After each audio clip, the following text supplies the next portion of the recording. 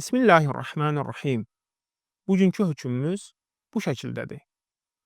Hansı hallarda xəstənin orucu düzgün olmur? Xəstə hansı hallarda oruc tutsa orucu səhih olmayacaq? Cavab bu şəkildədir. Əgər xəstə biri oruc tutmaqla sağlamlığına zərər verərsə, necə həm xəstə, həm də sağlamlığına?